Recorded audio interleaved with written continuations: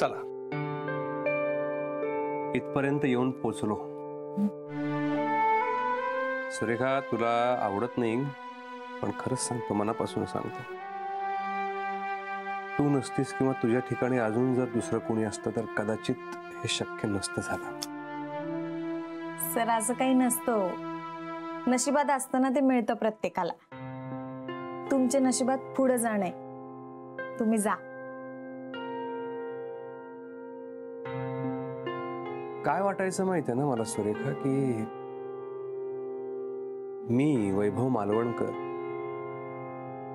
ज्या दिवशी मोठ्या पडद्यावर महत्वाच्या रोलमध्ये दिसेन तेव्हा मी माझ्या मित्रांना, माझ्या बायकोला घेऊन जाईन ते बघायला. त्यांना ते दाखवेन, मित्रांच्या डोळ्यातला अभिमान बघेन, बायकोच्या डोळ्यातलं कौतुक बघेन. तो दिवस मी जाम सेलिब्रेट करेन. हे सगळं घडलं सुरेखा, पण हे